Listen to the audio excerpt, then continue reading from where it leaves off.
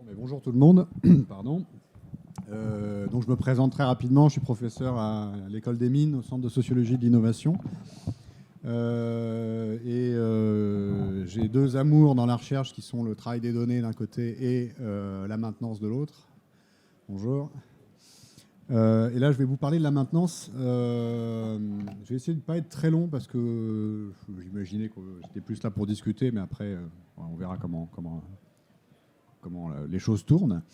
Je vais vous parler en fait d'un livre qu'on vient de sortir avec David Ponty, qui n'est pas là, mais qui est là.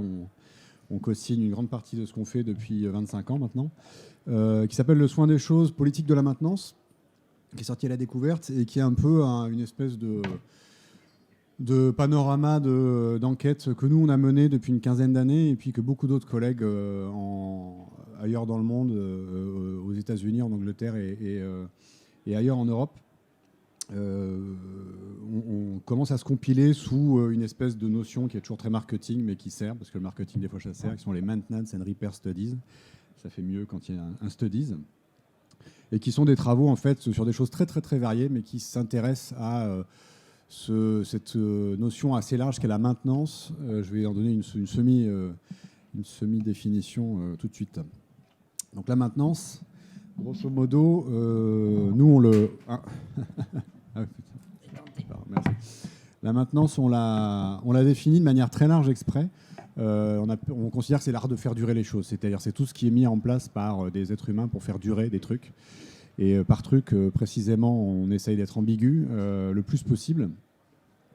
Et c'est un peu l'objectif vraiment du livre, là, c'est de passer, alors j'en ai mis quelques exemples ici, mais de passer par des objets, des artefacts, des infrastructures très, très, très, très variées.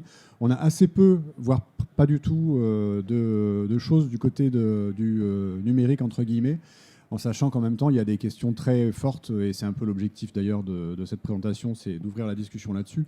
Il y a des enjeux très forts de maintenance au sens large, à la fois logiciel et hardware, évidemment.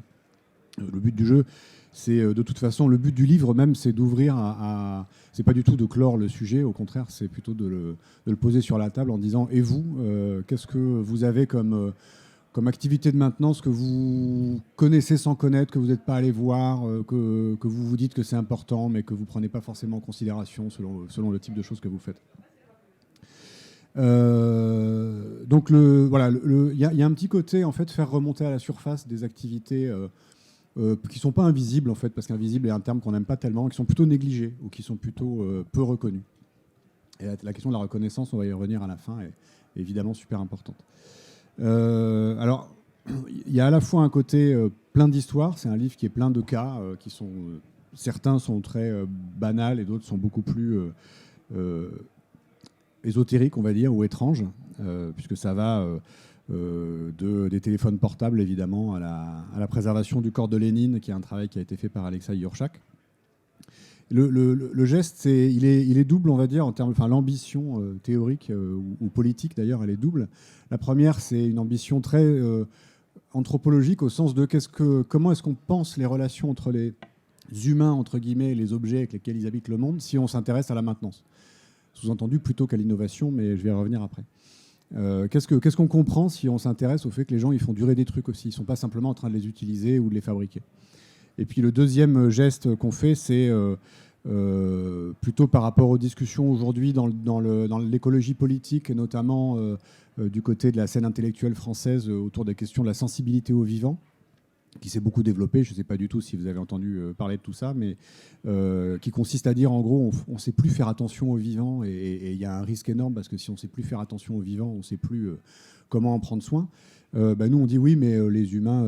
c'est très important, en vrai, mais par contre, les humains continuent de vivre avec des choses, ils continuent de s'habiller, à vivre avec des objets techniques, etc. Il faut sans doute faire des choix parmi ces objets, mais elles continuent d'être là. Et c'est un geste qu'en fait, Latour avait fait il y a très longtemps...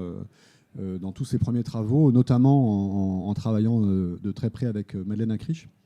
Et il disait qu'il ne fallait pas oublier les masses manquantes du social, c'est-à-dire le fait que les humains qui vivent ensemble, ils ne vivent pas simplement entre eux et d'un esprit à un autre ou d'un corps à un autre, ils vivent avec des objets techniques. Et donc là, s'intéresser à la maintenance, c'est aussi une manière juste de les rappeler un peu parce qu'on a un petit peu tendance à les oublier, et c'est quelque chose que vous aurez sans doute tout à l'heure aussi en discussion avec Alexandre Monin. Alors, donc ça, c'est l'ambition générale du bouquin et l'ambition d'un travail sur la maintenance. Après, alors, chose importante qui est une évidence pour nous et qu'on oublie de mentionner, on fait des enquêtes assez longues et on fait des enquêtes où on accompagne les mainteneurs, on les suit, on travaille avec eux, on regarde vraiment comment ils font. Par exemple, ici, quelqu'un qui surveille un réservoir d'eau, là, l'extérieur d'un réservoir d'eau. Le geste qu'on essaye de faire, il est très simple, du côté justement en allant voir les mainteneurs et les mainteneuses, c'est ce qu'on appelle un transfert attentionnel. C'est un terme qui est utilisé notamment par Yves Citon et puis par une artiste qui s'appelle Hugh Ellis, qui consiste à faire attention à l'attention des autres. Voilà. Et les mainteneurs, en fait, une de leurs grandes compétences, vraiment de leur expertise, on pourrait dire, mais une expertise qui n'est pas forcément formalisée, c'est cette attention à la matière, cette attention aux choses, à leur transformation, à l'usure, au petit décalage, qui justement, qu'ils arrivent à repérer avant que vous et moi, qui ne sommes pas spécialistes de ces choses-là, ne les voient ou même n'en fassent l'expérience. Et donc, notre idée, c'est de dire que si on fait attention à cette attention des mainteneurs, on peut s'en inspirer et puis on peut faire émerger des choses qu'on n'a pas l'habitude de voir. D'où le sous-titre que j'ai mis là aujourd'hui, qui est « Qu'est-ce que la maintenance donne à voir ?» Qu'est-ce que ça nous fait comprendre du monde dans lequel on vit? Alors, donne à voir, ça ne veut pas dire que, ce que je disais tout à l'heure, c'est invisible, mais ça veut dire qu'en général, on ne fait pas attention à ça, précisément. Donc c'est un geste attentionnel, et tout le livre, en fait, est une espèce d'invitation à faire attention un peu différemment, à la fois aux choses, à l'état des choses, et aux gens qui s'en occupent. Alors, on a une double hypothèse autour de cette question de l'attention. La première, c'est que ça décentre beaucoup de se pencher sur la maintenance de tous les récits souvent héroïques de la modernité et du progrès technique. C'est-à-dire qu'on insiste évidemment beaucoup sur des questions d'innovation, de disruption, etc. On insiste beaucoup sur des grandes avancées, des effets d'irréversibilité dans l'histoire des techniques, par exemple. Mais on ne fait pas gaffe au fait qu'en fait, il y a énormément de vieilles choses qui continuent d'exister parmi nous et qui continuent de fonctionner bien ou mal, qui se transforment parce qu'on les fait durer, etc. Donc il y a un décentrement des œillères un peu qu'il peut y avoir dans une version, une histoire du progrès technique. Et puis il y a un autre plan plus ordinaire qui est en fait simplement de remettre au premier plan quelque chose qui d'habitude est à l'arrière-plan. J'aurai l'occasion de le réexpliquer juste après. Alors là, je vais présenter que 2 éléments. Donc à la réponse, qu'est-ce que ça donne à voir? Ça donne à voir plein de choses. Ça bouleverse, entre guillemets, enfin sans que ça révolutionne, hein, mais ça bouleverse des choses qu'on a l'habitude de considérer, au sens de prendre en considération, soit en tant que chercheur, soit en tant que professionnel, hein, en général, ou soit en tant qu'usager d'ailleurs. C'est un geste qui est complètement transversal à notre propre expérience quotidienne, y compris de consommation. Jusqu'à des mondes professionnels, jusqu'au geste plutôt de recherche. Là, je vais retenir que 2 choses en me disant que ça peut parler éventuellement à des questions justement de technologie et notamment de technologie logicielle et d'infrastructures logicielles. Puisqu'une des grandes questions de la maintenance, évidemment, c'est la question des infrastructures. Alors, première chose on découvre, mais qu'on sait, mais qu'on découvre quand même, quand on s'intéresse à la maintenance et quand on commence à regarder et à prêter attention aux mainteneurs, c'est qu'il y a des mainteneurs, tout bêtement. C'est-à-dire que, pour le dire de manière très simple et un peu idiote, mais en même temps qui peut faire un effet de révélation si vous vous posez cette question-là à chaque fois, dans cette salle, et à la Villette en général, c'est une très bonne question à poser. En fait, il y a des gens qui s'occupent des choses, tout le temps. Il y a tout le temps des gens qui sont préposés à s'occuper des choses. Alors, je vous disais, choses, je le prends dans une version très très large, donc on peut parler de ces chaises ici, on peut parler du vidéoproche, on peut parler du bâtiment lui-même, etc., etc. Il y a des gens qui s'en occupent. Alors, c'est un peu absurde de le dire comme ça, mais en fait, si on va au bout de cette réflexion-là, ça veut dire plusieurs choses. Premièrement, ça veut dire que toute prétention à l'autonomie de quelque chose que ce soit, notamment technologique et notamment informatique, est une arnaque, entre guillemets. C'est-à-dire que, grosso modo, c'est simplement le résultat de la mise à l'écart, à l'arrière-plan, des personnes qui s'en occupent, et notamment des mainteneurs et des mainteneuses. Il y a toujours des gens qui maintiennent des choses. Et à chaque fois qu'on remplace le maillon humain censé être le maillon faible d'une chaîne technique, par exemple, il y a toujours des personnes qui, quelque part, s'occupent, maintiennent et font tout un tas de choses sur lesquelles je ne vais pas revenir là parce que j'aurai absolument pas le temps, mais qui font ce boulot de faire durer, de faire continuer à exister ces choses. Donc c'est une question que vous pouvez vous poser et qui sera discutée tout à l'heure par Antonio Casilli et qui est on va dire son programme de recherche à lui, vraiment sur la question de l'intelligence artificielle. Mais pour chaque technologie autonome, vous pouvez vous faire l'exercice de dire mais qui s'en occupe ? Qui s'en occupe, quand, comment elle fait ça, combien elle est payée, etc. Et comment ça se fait qu'on ne les voit pas, hein, parce que finalement, une question à poser aussi, c'est elles sont où ces personnes ? Elles sont où ? Des fois, elles sont là. Ici, là, par exemple, voilà, très tôt le matin, il y a sans doute eu des gens qui sont venus tout nettoyer en partie. Puis très tard ce soir, il y aura des gens qui nettoieront. Toute la question, c'est qu'on s'arrange souvent, pour tout un tas de raisons qui sont éminemment discutables et qu'on pourrait repolitiser, pour les rendre relativement invisibles, non pas en général, toutes choses égales par ailleurs, mais invisibles à nous qui sommes du coup définis comme usagers de ce lieu, puisque précisément on n'est pas ceux qui en prennent soin. Et il y a tout un rapport entre usage et maintenance. Puis la deuxième question, qui est une question de conception technique, c'est est-ce qu'on pense à ces gens-là quand on conçoit les outils qu'on fait ? C'est la question très simple de ce qu'on appelle la maintenabilité, qu'on peut retraduire dans des termes plus engagés de la sociologie du travail. Quelles sont les conditions de travail des mainteneurs et des mainteneuses ? Et quelle est la responsabilité des concepteurs dans ces conditions de travail ? On a plein d'exemples complètement non technologiques, mais de situations dans lesquelles on a vu des mainteneurs vraiment galérer à maintenir la chose dont ils devaient prendre soin, et la chose qui devait faire durer. Tout simplement parce que la conception n'est pas pensée du point de vue du mainteneur. Et c'est déjà extraordinaire qu'une conception soit pensée dans des domaines particuliers, évidemment pas le numérique, mais pour les usagers. Si on est dans le monde de l'architecture, par exemple, bon, il faut en plus penser aux habitants qui sont de toute façon souvent tous des imbéciles, on s'en sort pas. Mais si en plus il faut penser aux gardiens, aux laveurs de vitres, énorme question des bâtiments, et le dernier bâtiment de Jean Nouvel qui est penché comme ça sur le périph' est un poème, hein, parce qu'il est plus salissant que les autres, parce que, ah oui, le périph' à côté, ça salit, en fait, on n'est pas pensé. Et je suis méchant, mais pas que.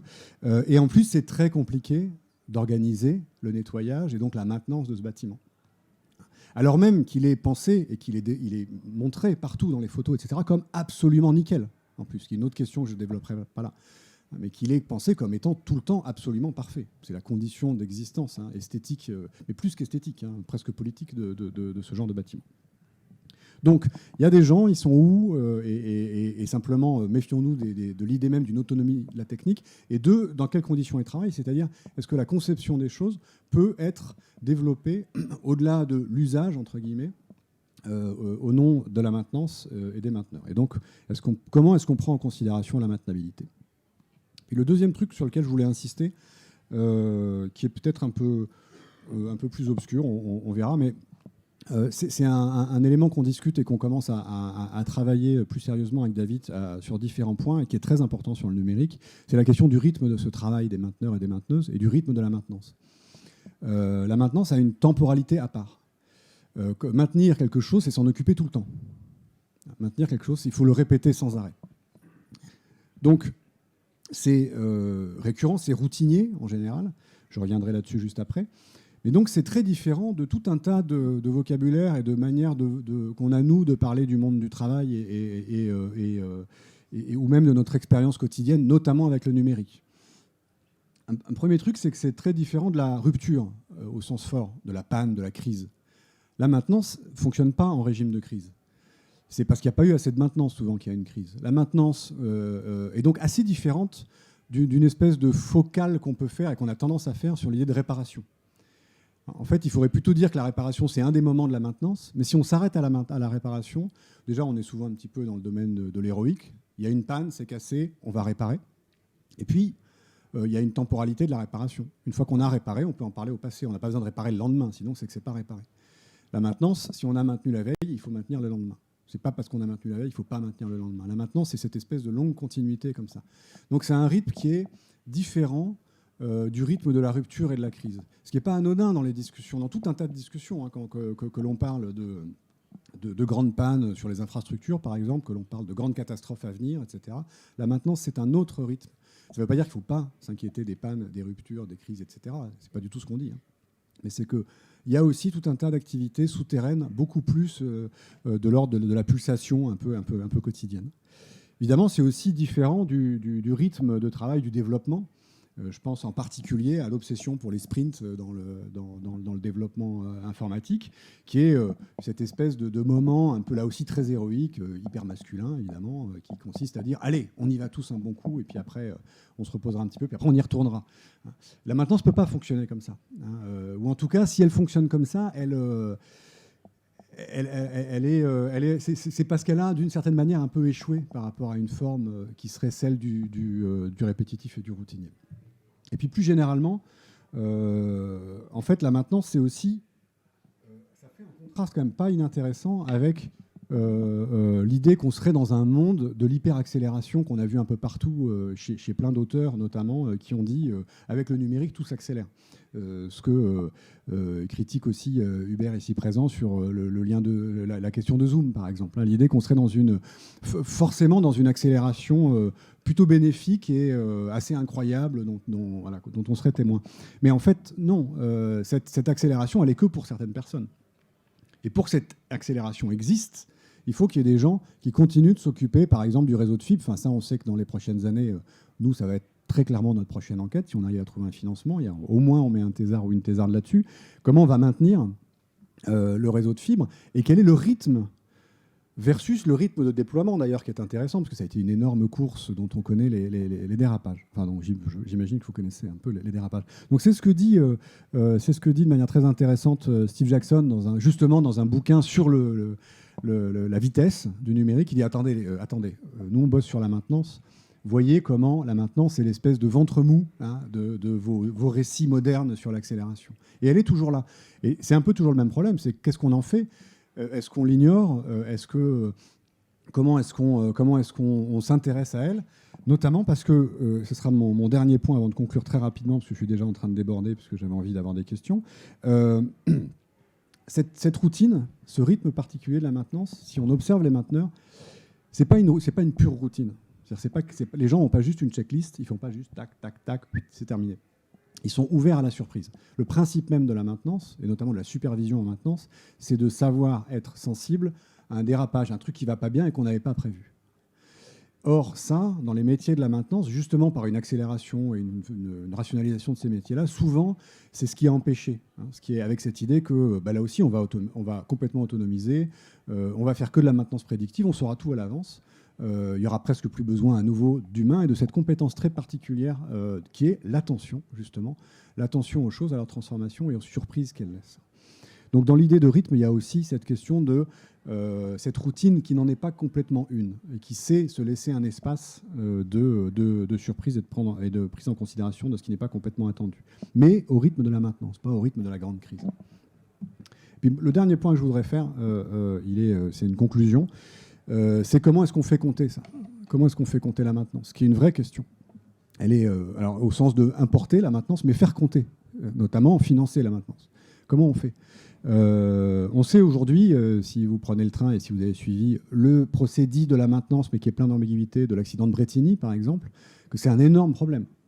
Et que même dans le montage même de SNCF Réseau, il y a une histoire de... une des deux branches, celle qui va s'occuper de la maintenance, qui récupère toute la dette, l'autre qui devient éligible à plein d'autres manières de voir les choses. Et donner de l'argent vraiment à la maintenance, et non pas au renouvellement des réseaux, ce qui n'est pas tout à fait la même chose, c'est très compliqué. C'est compliqué parce que c'est notamment coincé dans un cadre comptable qui est investissement versus fonctionnement. L'investissement, c'est très bien. L'investissement, on peut s'endetter sur l'investissement, c'est du long terme. Ce n'est pas forcément rentable au sens strict du terme dans un bilan annuel. Le fonctionnement, ça doit s'auto-alimenter, ça doit s'auto-financer. C'est des choses qu'on essaye de baisser. C'est notamment des ressources humaines qu'on essaye de baisser. Et notamment dans les collectivités, par exemple, c'est extrêmement compliqué d'avoir de l'argent pour faire de la maintenance quotidienne. Et pour finir, c'est toute une réflexion à avoir sur la question de la patrimonialisation. C'est-à-dire comment est-ce qu'on fait compter dans un sens plus large Je voulais faire le lien aussi avec Alexandre Monin, qui devrait venir, que vous aurez aussi dans la journée, et que Pierre Kay a fait aussi dans son bouquin qui s'appelle Durée. Ça fait partie de cette grande question, comment on hérite, qui est celle de Bonnet, Landivar et Monin, notamment dans leur petit bouquin sur l'écologie de redirection. C'est-à-dire, qu'est-ce qu'on fait de tout ce qu'on a là? Il y a des choses qu'il faut interrompre, il y a des choses qu'il faut effectivement se débrouiller pour arrêter, ce qui n'est pas compliqué, ce qui est pas simple, qui est très compliqué au contraire, comme ils vont le raconter. Et puis il y a des choses qu'on veut essayer de faire durer, mais là aussi ça ne va pas durer tout seul. Et donc comment on arrive à faire importer et à faire compter tout ça? C'est une question qui est encore largement ouverte, c'est une grande question dans plein d'activités, comment on valorise les métiers, comment on fait venir des gamins qui sortent des lycées dans ce genre de métier-là, en cassant un peu la figure héroïque, solitaire du créateur et de l'inventeur. Merci beaucoup.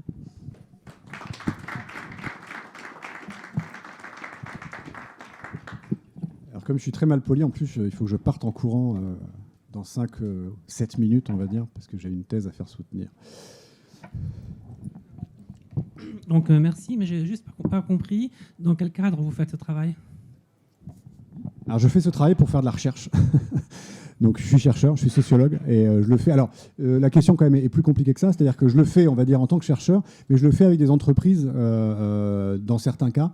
Par exemple, on finit une thèse là pour Routes de France, qui est le syndicat des routes. Parce qu'il se pose cette question-là aussi, comment est-ce qu'on fait compter pour les collectivités en milieu non dense, par exemple, le fait qu'il faut entretenir les routes alors que l'ingénierie d'État a un peu disparu.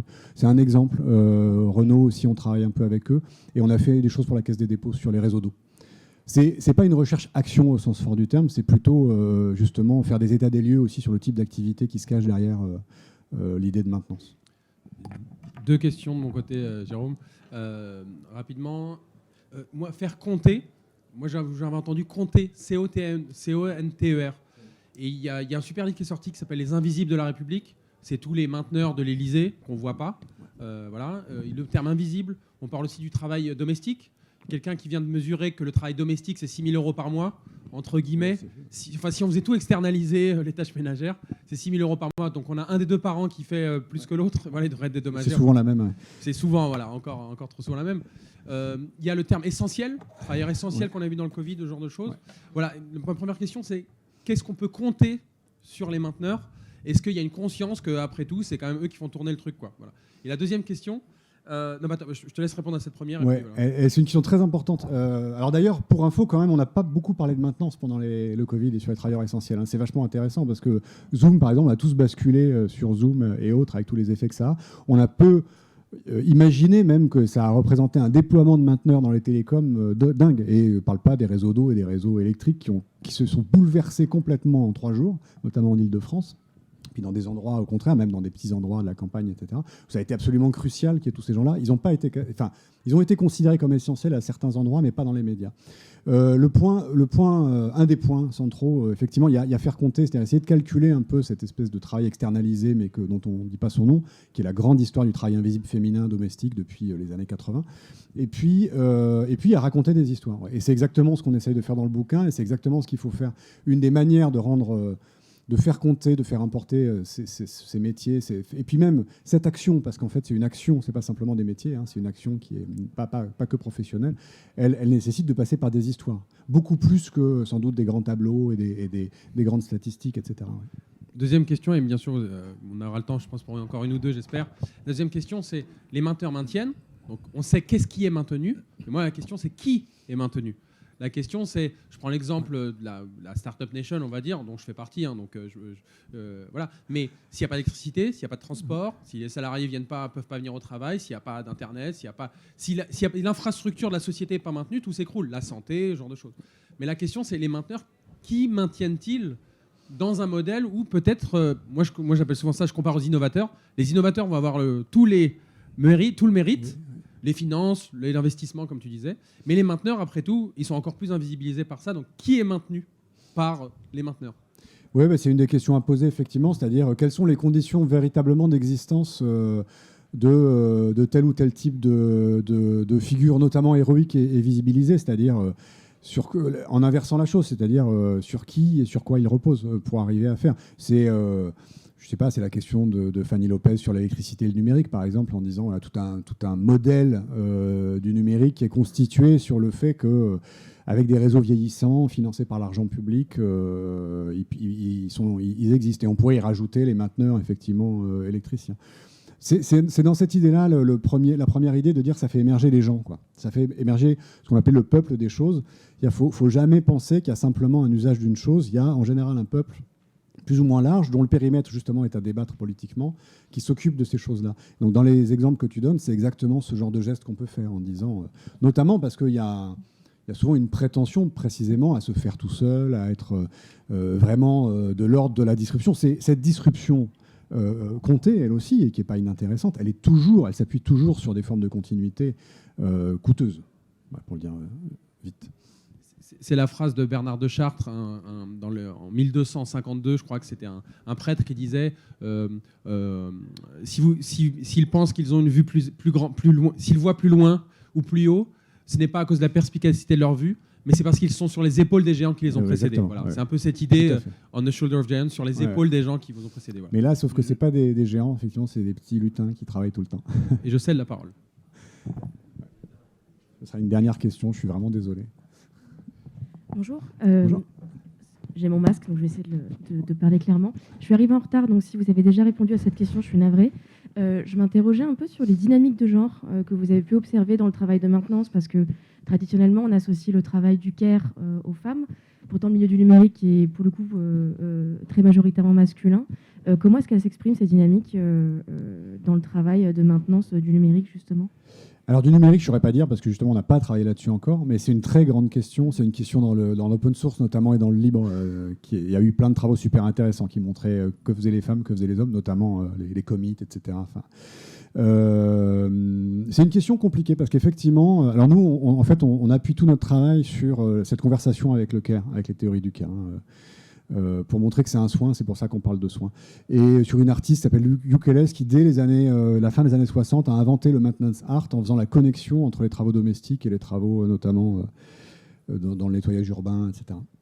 Et c'est un vrai horizon on va dire, à articuler qui n'est pas complètement, notamment parce qu'on pourrait dire le soin des personnes, le soin des choses, quoi. Le soin des choses, ce serait pour les mecs, et le soin des personnes pour les femmes. Et en fait, c'est beaucoup plus compliqué dès qu'on va dans la sphère domestique, précisément, et dès qu'on va dans certaines sphères, parce que là aussi, il y a des effets d'invisibilité ou de choses qui ne comptent pas, etc.